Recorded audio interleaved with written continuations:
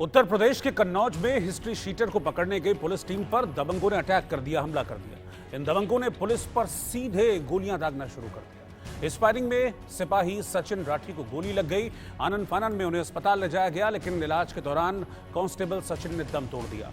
बताया जा रहा है कि बेटे के साथ हिस्ट्री शीटर ने 5 घंटे तक पुलिस टीम पर फायरिंग की है। ताबड़तोड़ फायरिंग के आगे पुलिस बिल्कुल बेबस नजर आई। रात में कोहरे की धुंध और अंधेरे में पुलिस अचानक से फायरिंग करते हुए मकान में दाखिल हुई और इसके बाद हिस्ट्री शीटर और उसके बेटे को गोली मारकर गिरफ्तार कर लिया गया। जानकारी के मुताबिक हिस्ट्री शीटर अशोक यादव उर्फ मुन्ना बेहद शातिर अपराधी है।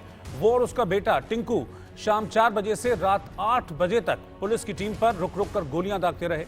पुलिस अधिकारियों ने कई बार इन दोनों को कहा कि आप आत्मसमर्पण कर दो, लेकिन इन्होंने पुलिस की एक नहीं सुनी और पुलिस पर लगातार गोलियां दागते रहे। आसपास सरसों में खेतों में छिपकर जैसे ही पुलिस की टीम आगे बढ़ती, घर की खिड़की और छत से दोनों फायरिंग शुरू कर देते। तकरीबन 5 घंटे तक पुलिस ऐसे ही इन बदमाशों के आगे, इन हिस्ट्री शीटर्स के आगे बेबस बनी रही। हालांकि पुलिसकर्मियों ने घर में घुसकर हिस्ट्री शीटर और उसके बेटे के पैर में गोली मारकर उन्हें बाद में गिरफ्तार कर लिया। इससे पहले फायरिंग में गोली सिपाही सचिन राठी को लगी थी और इस गोली लगने के फौरन बाद वो वहीं गिर गए। सचिन को अस्पताल ले जाया गया, लेकिन उन्हें बचाया नहीं जा सका। ये जो घर आप देख रहे हैं, दरअसल यही वो घर है। ये बताया जा रहा है कि जो अशोक नाम का जो हिस्ट्री शीटर है, वो गांव के बाहर उसने अपना ये घर बनाया हुआ है। बल्कि घर क्या, गांव वालों का ये कहना है कि उसने किले की तरह अपने घर को बिल्कुल तब्दील कर दिया है। घर के आसपास हाई मास्क लाइट लगाई हुई है और घर के आसपास काफी दूर तक उसने सीसीटीवी कैमरा भी लगाए हुए हैं, ताकि अगर इस तरह की कोई रेड उसके ऊपर पड़े तो उसको पूरी तरीके से वो घर के अंदर से मॉनिटर करता रहे। तो पूरे आसपास के इलाके को उसने सीसीटीवी से लैस किया हुआ था। जब पुलिस की टीम छापा मारने पहुंची, अरेस्ट करने पहुंची, तो सीसीटीवी के जरिए उसको पहले ही पता लग गया कि पुलिस की टीम आ रही है और उसके बाद उसने पुलिस टीम पर फायरिंग खोल दी, जिसमें सिपाही की गोली लगने से मौत हो गई है। सिपाही जो इस पुलिस टीम के साथ मौके पर पहुंचे थे, वो इस मुठभेड़ के दौरान शहीद हो गए।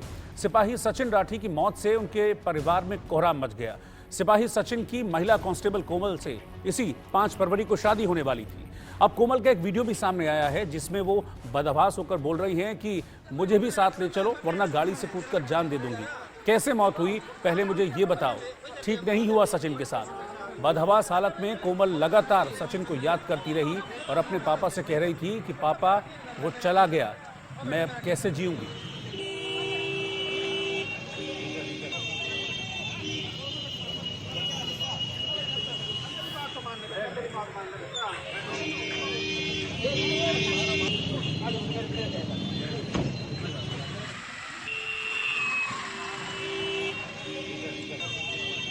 ये हादसे के बाद की उस वक्त की तस्वीरें हैं जब सचिन को गोली लगी थी, उसे अस्पताल ले जाया गया था। घर वालों को खबर की गई तो बदहवास हालत में घर वाले पहुंचे। जब पोस्टमार्टम के लिए ले जाया जा रहा था, उस वक्त भी जो घर वालों की हालत थी वो बेहद खराब थी।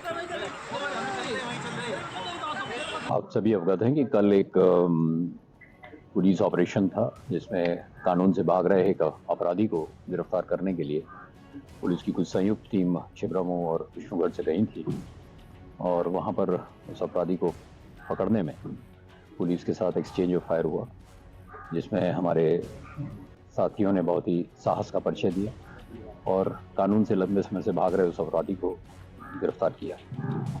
इसी दौरान हमारे एक वीर साथी सचिन को पैर में इंजरी हुई, बुलेट इंजरी हुई, जिसका प्राथमिक उपचार यहाँ कन्नौज में हुआ और उसके बाद बेटर मेडिकल मैनेजमेंट के लिए कानपुर रीजेंसी भेजा गया।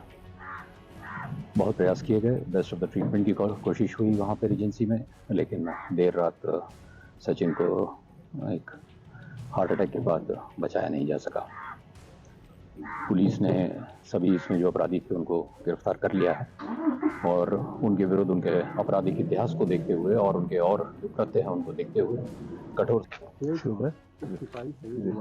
हमारे एक बहुत ही बहादुर साथी सचिन, जो कि युवा साथी थे, एक पुलिस का ऑपरेशन था जिसमें कि एक 2 दांत अपराधी के विरुद्ध कोर्ट से नॉन बेलेबल वारंट जारी किए गए थे। उनकी गिरफ्तारी करने के लिए तमिला के लिए गए थे और वहाँ पे इन अपराधियों ने हमारे साथियों के ऊपर गोली चलाई, जिसमें हमारे साथी सचिन के पैर में, जांघ में गोली लगी और गोली तो आर पार हुई, लेकिन उससे रक्तस्राव ज़्यादा होने के कारण हर संभव इलाज कराया गया, किंतु हम लोग उनको बचा न सके। इस मामले से संबंधित मुख्य आरोपी जो हैं उनकी गिरफ्तारी हो चुकी है पुलिस एनकाउंटर में, और साथ साथ और भी कोई भी ऐसा अपराधी जिसके मन में कोई संशय है कि वो पुलिस के ऊपर हमला कर सकता है, बच सकता है, उसको छोड़ा नहीं जाएगा। कानून अपना काम करेगा और भरपूर दंड दिया जाएगा।